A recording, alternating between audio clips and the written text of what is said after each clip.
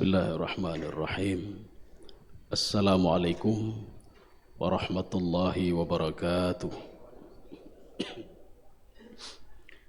Alhamdulillahi rabbil alamin. Wassalatu wassalamu ala asyrafil anbiya'i wal mursalin wa ala alihi wa ashabihi ajma'in. Raditu billahi rabba wa bil islami dina wa bi Muhammadin nabiyya wa rasulah. Rabbi shrah li sadri wa yassir li amri wahlul 'uqdatam min lisani yafqahu qawli. Allahumma ja'al jam'ana hadza jam'an marhuma wa tafarruqana min ba'dihi tafarruqan ma'suma. Kaum muslimin dan muslimat sidang jamaah salat duhur yang dirahmati Allah Subhanahu wa taala. Di dalam kitab A'malul Qulub yang dikarang oleh Dr. Yasir Burhami, beliau mengatakan zikir itu ada dua macam. Yang pertama zikir lisan. Jadi zikir lisan mungkin kita habis salat duduk astaghfirullah, astaghfirullah, astaghfirullah, subhanallah. Itu zikir lisan namanya. Kemudian yang kedua namanya zikrul qalbi, zikir hati. Salah satu zikir hati itu adalah as-sabru. Jadi sabar itu termasuk ke dalam kategori zikir hati. Makanya seorang ketika bersabar, waktu itu dia teringat kepada Allah Subhanahu wa taala. Landasan teoritisnya kita mengambil dari Al-Quran dan Sunnah. Jadi pada surah Ali Imran ayat terakhir, ayat 200.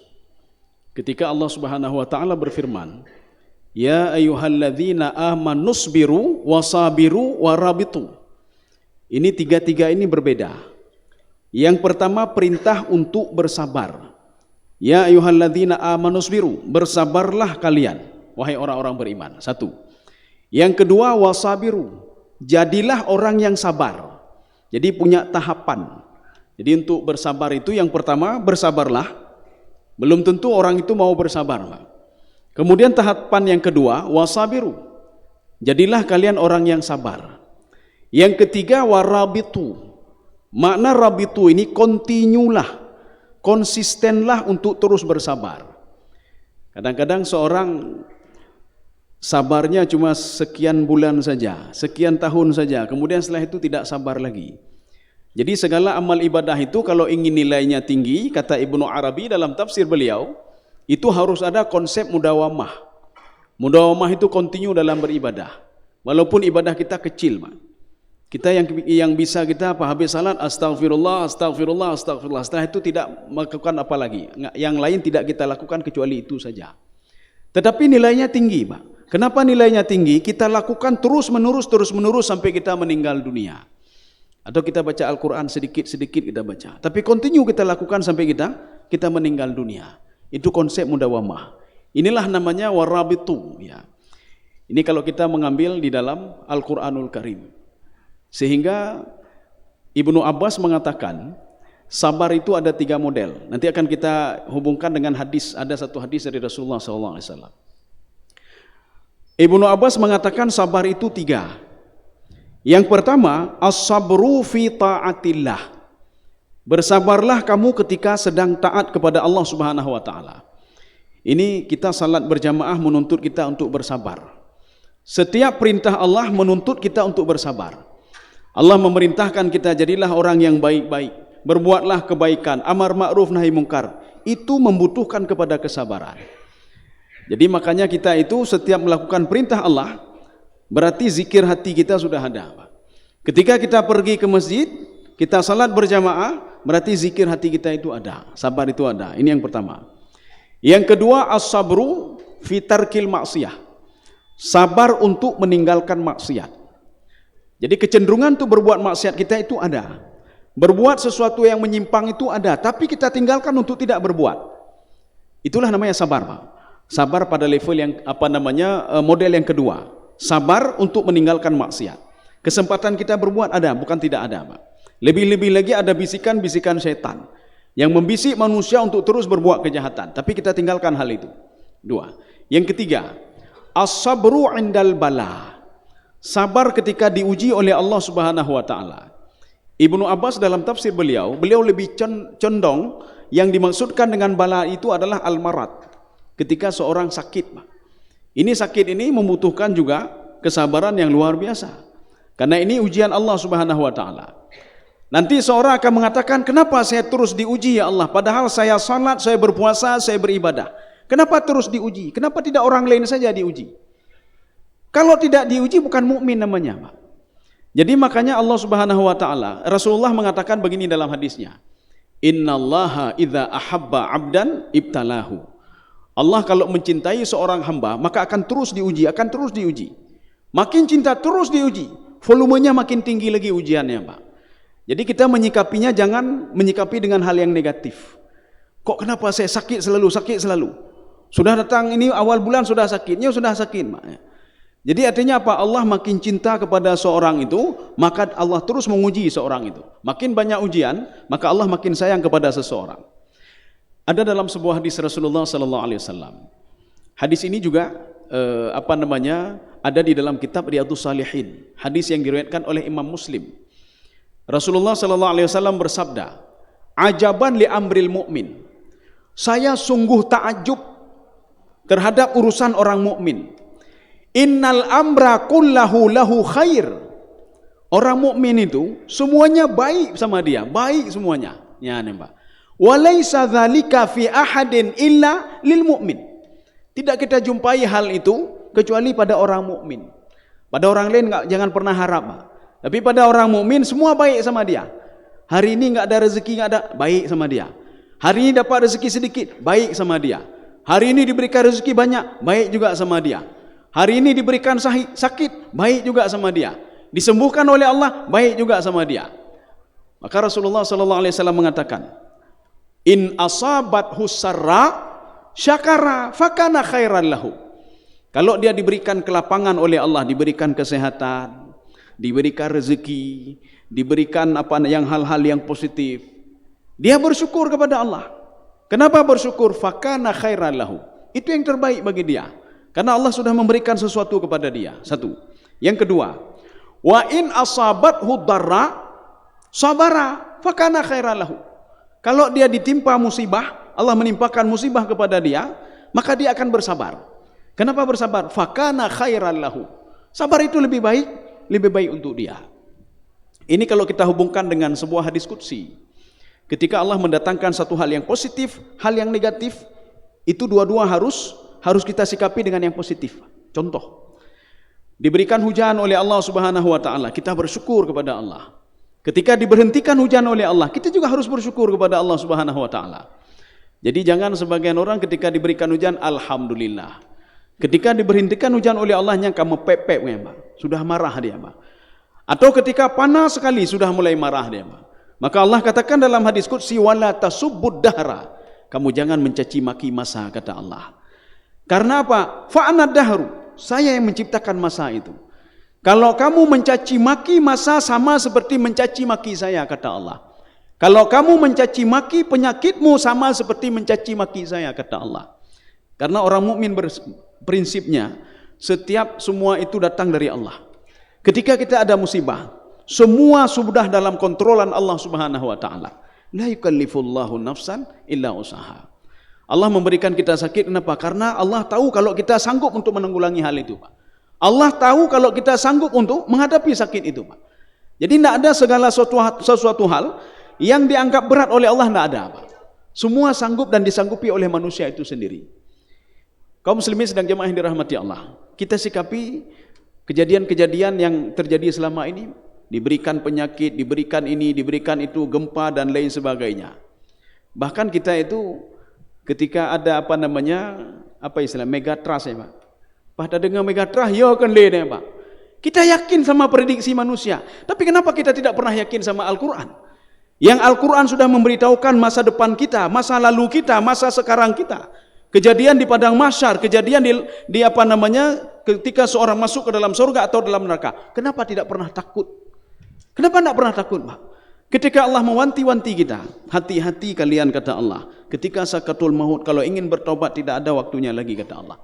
Ketika saya ingin menghancurkan satu kaum, kata Allah Subhanahu wa taala, di waktu malam hari, afa amina ahlul qura, ayatiyahum ba'suna bayata wa hum naimun. Ada enggak bisa menghalangi azabku, kata Allah, kalau datang di malam hari? Manusia santai saja, biasa saja. Setiap hari dia baca ayat itu. Awa amina ahlul qura ayatiyahum ba'suna duha wa hum yal'abun. Allah mengatakan lagi, kalau seandainya azabku datang di waktu duha, saya hancurkan semuanya. Tidak ada satu orang pun, kata Allah, termasuk iblis dan syaitan dan malaikat, yang bisa menghalanginya. Kita biasa saja. Tapi ketika datang prediksi nanti akan ada megatrust, kita takutnya luar biasa, Pak. Takutnya luar biasa.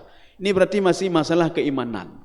Begitu juga ketika diberikan ujian oleh Allah. Yang teringat bukan kepada Allah, Pak. Tapi kita teringat apa? Ini alam begini. Kenapa tidak pernah teringat kepada yang menciptakan alam itu sendiri? Ketika Allah berfirman di dalam Al-Quran, walanabluwannakum bisyai'in. Perhatikan baik-baik kalimat ba di sini, Pak. Ibnu Abbas mengatakan ba pada kalimat ini ya dulu ala taklil. Taklil itu apa? Cuma sedikit sekali, kata Allah. Ketakutan yang kalian hadapi di dunia ini. Kalian takut makan siang, nggak ada makan siang hari ini, Pak. Kita takut dan gundah. Kita takut anak kita tidak dapat pekerjaan. Kita takut ibu kita tidak sembuh-sembuh dari penyakitnya. Ketakutan itu sedikit, kata Allah. Itu kecil sekali. Dibandingkan takut kalian nanti ketika kalian sakaratul maut. Cuma kita belum merasakan lagi, Pak. Coba sakaratul maut sekali, Pak. Maka kita tidak akan memikirkan yang lain, Pak. Tidak akan kita pikirkan jabatan kita, harta kita, tidak kita pikirkan lagi, Pak. Apalagi orang yang mau meninggal dunia, dia nggak ada pikir yang lain, Pak. Kaum muslimin sedang jamaah yang dirahmati Allah. Ini ba itu, kata Imam Ibnu Abbas, itu ya dulu ala taklil, Pak. Itu kecil sekali, kata Allah. Wala nabluwannakum bisyai'in minal khaufi. Takutnya kalian di dunia tidak sebanding ketika kalian takut akan meninggalkan dunia ini. Apalagi di alam barzah, tidak tahu kita mau kemana, Pak. Ini ketika mati, ketakutan orang itu dua. Yang pertama, ketika dicabut nyawa bagaimana? Satu. Yang kedua, di alam barzah mau tinggal di mana? Itu ketakutan yang kedua, Pak. Sehingga orang mukmin, ketika Allah Subhanahu Wa Taala mengirim malaikat, dua hal ini diucapkan oleh para malaikat kepada orang yang taat tadi, Pak. Apa ucapan malaikat kepada dua orang ini? La takhafu wa la tahzanu. Bahkan ditambah satu lagi, wa absyiru bil jannah. Kamu jangan takut ketika sakaratul maut. Kamu tenang saja kamu. Hartamu ditinggal, tenang saja kamu. Ada yang lebih baik daripada itu, kata Allah Subhanahu Wa Taala. Ada yang lebih baik dari hartamu. Ada yang lebih baik dari mobilmu. Ada yang lebih baik dari rumahmu, dari hartamu dan lain sebagainya. Wala tahzanu. Kamu jangan gundah di alam barzah. Saya mau tinggal di mana? Di alam barzah apa yang saya lakukan, ya, Pak? Apa-apa tidak ada. Di mana saya mau tinggal? Nggak perlu gini, nggak perlu gundah. Makanya ada orang-orang non-muslim itu, ya, ketika ada saudaranya meninggal dunia, itu duit-duit juga disertakan. Nyo beh peng baju beh kebelanjaan di dalam barzah, Pak. Nyo na motor beh hendak jak-jak leho jak, Pak. Ini ada jas, ibu pakai jas-jas loh, Pak.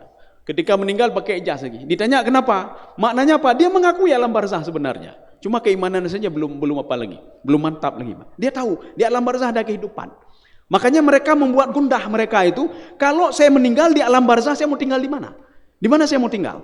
Persiapan tidak ada, apa-apa tidak ada. Maka Allah mengatakan, la takhafu wa la tahzanu wa absyiru bil jannah. Kalian jangan takut, jangan gundah, kata Allah. Makanya ketakutan ketika mati itu lebih dahsyat dibandingkan ketakutan ketika di dunia. Anak saya kerja apa nanti? Anak saya rezeki saya bagaimana? Besok saya mau makan apa? Itu kecil sekali, kata Allah. Walanabluwannakum bisyai'in. Tetapi bagi orang mukmin itu biasa saja sama mereka, Pak. Itu biasa saja. Ketakutan itu biasa. Karena semua dalam kontrolan Allah Subhanahu Wa Taala. Walanabluwannakum bisyai'in minal khaufi wal ju'. Ju' itu kelaparan. Itu biasa itu, kata Allah. Mekah pernah lapar, penduduk Mekah selama 7 tahun, Pak. Allazi at'amahum min ju'i wa amanahum min khauf. Ketika itu diuji oleh Allah Subhanahu Wa Taala, 7 tahun mereka, Pak. Berbeda lagi dengan kaum Nabi Nuh alaihissalam. 40 tahun mereka itu tidak diturunkan hujan oleh Allah Subhanahu Wa Taala. 40 tahun ternak mereka mati semuanya. 40 tahun istri-istri mereka tidak bisa mengandungnya, Pak. Fasaru ila Nuhin, sehingga mereka mendatangi Nabi Nuh alaihissalam. Itu biasa itu, kata Allah. Itu biasa, Pak. Tapi ketakutan nanti di padang mahsyar, kelaparan kamu nanti itu lebih dahsyat lagi nanti kamu pikirkan, kata Allah. Walanabluwannakum bisyai'in minal khaufi wal ju'i wa naqsim minal amwali wath thamarat.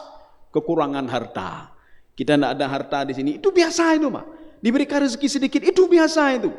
Tidak mungkin Allah mendalimi kita, tidak mungkin, Pak, kita beribadah kita patuh kepada Allah. Tak mungkin Allah biarkan begitu saja, tak mungkin, tak mungkin. Makanya meninggalnya anak wa samarat. Samarat ini sebuah kata istiarah, bukan kalimat sebenarnya. Samarat itu apa? Buah-buahan. Maksudnya apa? Bohate katanya, Pak. Siapa? Anak kita diambil oleh Allah. Meninggal dunia anak kita, Pak. Itu biasa kata Allah. Itu biasa kata Allah. Ketakutan kamu itu, kehilangan anakmu itu biasa kalau di dunia. Ya, wal anfusi wath thamarat wa basyiris sabirin. Beruntunglah bagi orang-orang yang sabar. Jadi makanya orang yang sabar itu artinya dia sudah berzikir hati, dia punya prinsip. Apapun yang dialaminya semua dalam kontrolan Allah Subhanahu wa taala. Gejok sakit hana bupu. Gepo pulih alhamdulillah. Gejok sakit dah sabar, sabar Pak. Gejok sakit dah sabar. Nian Pak. Kaum muslimin sedang jamaah yang dirahmati Allah Subhanahu wa taala. Makanya melalui mimbar ini saya mengajak saya sendiri ya. Mari kita tingkatkan kesabaran kita, karena sabar, untuk memperoleh sabar itu melalui tahapan ya, seperti tadi. Pertama perintah dulu. Karena tidak semua orang ketika diperintahkan bersabar oleh Allah dia mau bersabar. Dan kita mungkin kalau baru level-level pertama ini, Pak. Level pertama. Dan hendaklah kita bisa level kedua, wasabiru. Jadi orang yang sabar. Kalau bisa kita level yang ketiga lagi, warabitu. Rabitu itu ikat. Jadi makna ikat di sini adalah mudawamah, continue, terus bersabar. Hari ini sabar, besok sabar, terus bersabar. Karena ujian itu cuma di dunia saja.